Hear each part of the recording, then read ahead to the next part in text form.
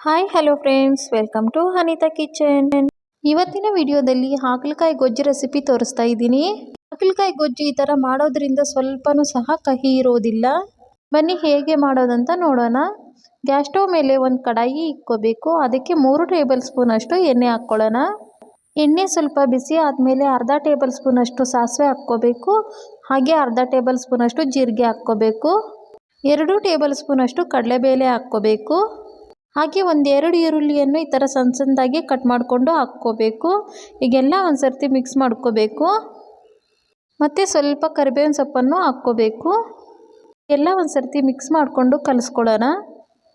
ಸ್ವಲ್ಪ ಈರುಳ್ಳಿ ಜಾಸ್ತಿನೇ ಹಾಕ್ಕೋಬೇಕಾಗುತ್ತೆ. 3 ಟೊಮೊಟೊ ಈ ಥರ ಸಣ್ಣ ಸಣ್ಣದಾಗಿ ಕಟ್ ಮಾಡಿಕೊಂಡು ಹಾಕ್ಕೋಬೇಕು. ಈಗೆಲ್ಲ ಒಂದು ಸರ್ತಿ ಮಿಕ್ಸ್ ಮಾಡಿಕೊಂಡು ಕಲಿಸ್ಕೊಳ್ಳೋಣ. 2 ನಿಮಿಷಗಳ ಕಾಲ ಇವೆಲ್ಲವನ್ನು ನಾವು ಎಣ್ಣೆಯಲ್ಲೇ ಚೆನ್ನಾಗಿ ಫ್ರೈ ಮಾಡ್ಕೋಬೇಕು. ಟೊಮೊಟೊ ಎಲ್ಲ ಎಣ್ಣೆಯಲ್ಲೇ ಸ್ವಲ್ಪ ಫ್ರೈ ಆಗಬೇಕಾಗುತ್ತೆ. ಅರ್ಧ kg ಆಗುವಷ್ಟು ಹಾಗಲಕಾಯಿ ತಗೊಂಡಿದ್ದೀನಿ.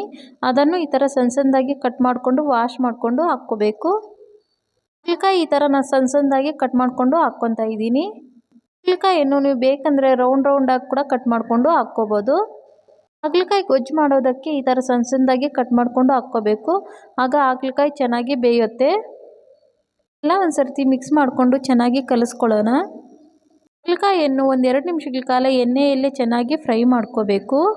ಹಾಗಲಕಾಯಿಯನ್ನು ಎಣ್ಣೆಯಲ್ಲೇ ಈ ಥರ ಚೆನ್ನಾಗಿ ಫ್ರೈ ಮಾಡ್ಕೊಳ್ಳೋದ್ರಿಂದ ಕಹಿ ಬರೋದಿಲ್ಲ. ನೋಡಿ, ಹಾಗಲಕಾಯಿ ಎಲ್ಲ ಎಣ್ಣೆಯಲ್ಲೇ ಚೆನ್ನಾಗಿ ಫ್ರೈ ಆಗಿದೆ. ಈಗ 1.5 ಟೇಬಲ್ ಸ್ಪೂನ್ ಅಷ್ಟು ಉಪ್ಪು ಹಾಕ್ಕೋಬೇಕು. ಹೀಗೆ ರುಚಿಗೆ ತಕ್ಕಷ್ಟು ಉಪ್ಪು ನೀವು ಹಾಕ್ಕೊಳ್ಳಿ. ಎಲ್ಲ ಒಂದು ಸರ್ತಿ ಮಿಕ್ಸ್ ಮಾಡ್ಕೋಬೇಕು. ಹಾಗಲಕಾಯಿ ಎಣ್ಣೆಯಲ್ಲೇ ಚೆನ್ನಾಗಿ ಫ್ರೈ ಮಾಡ್ಕೋಬೇಕಾಗುತ್ತೆ. ಈ ಥರ ಚೆನ್ನಾಗಿ ಕಲಿಸ್ಕೊಂಡು ಒಂದು ತಟ್ಟೆ ಮುಚ್ಚಿ 1-2 ನಿಮಿಷಗಳ ಕಾಲ ನಾವು ಬಿಡೋಣ. 2 ನಿಮಿಷ ಆದ ನಂತರ ತಟ್ಟೆ ತೆಗೆದು ನೋಡೋಣ. ಈಗೆಲ್ಲ ಒಂದು ಸರ್ತಿ ಮಿಕ್ಸ್ ಮಾಡ್ಕೊಳ್ಳೋಣ.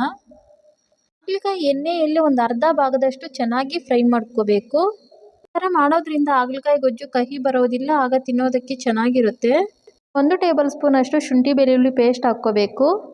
ಶುಂಠಿ ಬೆಳ್ಳುಳ್ಳಿ ಪೇಸ್ಟ್ ಹಾಕಿದ ನಂತರ ಎಲ್ಲ ಒಂದು ಸರ್ತಿ ಮಿಕ್ಸ್ ಮಾಡಿಕೊಂಡು ಕಲಿಸ್ಕೊಳ್ಳೋಣ. ಶುಂಠಿ ಬೆಳ್ಳುಳ್ಳಿ ಪೇಸ್ಟಲ್ಲಿ ಹಸಿ ವಾಸನೆ ಹೋಗೋ ಗಂಟ ಫ್ರೈ ಮಾಡ್ಕೋಬೇಕು. ಹಾಗಲಕಾಯಿ ಎಲ್ಲ ಚೆನ್ನಾಗಿ ಫ್ರೈ ಆಗಿದೆ. ಈಗ 1 ಟೇಬಲ್ ಸ್ಪೂನ್ ಅಷ್ಟು ಖಾರದ ಪುಡಿ ಹಾಕ್ಕೊಳ್ಳೋಣ. ಎಷ್ಟು ಖಾರ ಬೇಕೋ ಅಷ್ಟು ನೋಡಿಕೊಂಡು ಹಾಕ್ಕೊಳ್ಳಿ. 2 ಟೇಬಲ್ ಸ್ಪೂನ್ ಅಷ್ಟು ಧನಿಯಾ ಪುಡಿ ಹಾಕ್ಕೋಬೇಕು. ಹಾಗೆ 1/4 ಚಮಚ ಅಷ್ಟು ಅರಿಶಿನ ಪುಡಿ ಹಾಕ್ಕೊಳ್ಳೋಣ. 1/4 ಚಮಚ ಅಷ್ಟು ಗರಂ ಮಸಾಲ ಹಾಕ್ಕೋಬೇಕು. ಗರಂ ಮಸಾಲ ಹಾಕೋದ್ರಿಂದ ಫ್ಲೇವರ್ ಚೆನ್ನಾಗಿರುತ್ತೆ. ಈಗೆಲ್ಲ ಒಂದು ಸರ್ತಿ ಮಿಕ್ಸ್ ಮಾಡಿಕೊಂಡು ಚೆನ್ನಾಗಿ ಕಲಿಸ್ಕೋಬೇಕಾಗುತ್ತೆ. ಮಸಾಲೆ ಎಲ್ಲ ಹಾಕಿದ್ಮೇಲೆ ಈ ಥರ 1 ನಿಮಿಷಗಳ ಕಾಲ ನಾವು ಫ್ರೈ ಮಾಡ್ಕೋಬೇಕು. ನಿಂಬೆ ಹಣ್ಣಿನ ಗಾತ್ರದಷ್ಟು ಹುಣಸೆ ಹಣ್ಣನ್ನು ತಗೋಬೇಕು. ಹುಣಸೆ ಹಣ್ಣನ್ನು ಈ ಥರ ನೆನೆಸಿಕೊಂಡು ರಸ ಹಾಕ್ಕೋಬೇಕು.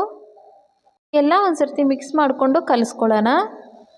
ಹುಣಸೆ ಹಣ್ಣನ್ನು ನೋಡಿಕೊಂಡು ಹಾಕ್ಕೋಬೇಕು, ಇಲ್ಲಾಂದರೆ ಜಾಸ್ತಿ ಹುಳಿ ಆಗಿಬಿಡುತ್ತೆ. ಹಾಗಲಕಾಯಿ ಎಲ್ಲ ಚೆನ್ನಾಗಿ ಫ್ರೈ ಆಗಿದೆ. ಈಗ ನೀರು ಹಾಕ್ಕೊಳ್ಳೋಣ. ನಾನು 1.5 ಗ್ಲಾಸ್ ಅಷ್ಟು ನೀರು ಹಾಕ್ಕೊತಾ ಇದ್ದೀನಿ. ನಿಮಗೆ ಉಪ್ಪು ಖಾರ ಏನಾದರೂ ಸಾಕಾಗಿಲ್ಲ ಅಂದರೆ ಚೆಕ್ ಮಾಡಿಕೊಂಡು ಹಾಕ್ಕೋಬೋದು. ಎಲ್ಲ ಒಂದು ಸರ್ತಿ ಮಿಕ್ಸ್ ಮಾಡ್ಕೊಳ್ಳೋಣ. ಹಾಗಲಕಾಯಿ ಗೊಜ್ಜು ಈ ಥರ ತೆಳುವಾಗೇ ಇರಬೇಕು. ಬೇಯ್ತಾ ಸ್ವಲ್ಪ ಗಟ್ಟಿ ಆಗುತ್ತೆ. ಹಾಗಲಕಾಯಿ ಗೊಜ್ಜು ಈ ಥರ ಮಾಡೋದ್ರಿಂದ ಸ್ವಲ್ಪನೂ ಸಹ ಕಹಿ ಇರೋದಿಲ್ಲ. ಈ ಹಾಗಲಕಾಯಿ ಗೊಜ್ಜನ್ನು ನಾವು ಅನ್ನ ಮುದ್ದೆ ಜೊತೆ ಸರ್ವ್ ಮಾಡ್ಕೊ ತಿನ್ಬೋದು. ಟೇಸ್ಟ್ ಅಂತೂ ತುಂಬ ಚೆನ್ನಾಗಿರುತ್ತೆ. ಈ ಥರ ಮಾಡಿದ್ರೆ ಮಕ್ಕಳು ಸಹ ಇಷ್ಟಪಟ್ಟು ತಿಂತಾರೆ.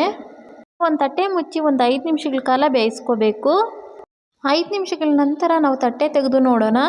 ನೋಡಿ, ಹಾಗಲಕಾಯಿ ಗೊಜ್ಜು ರೆಡಿಯಾಗಿದೆ. ಎಲ್ಲ ಒಂದು ಸರ್ತಿ ಮಿಕ್ಸ್ ಮಾಡಿಕೊಂಡು ಕಲಿಸ್ಕೊಳ್ಳೋಣ.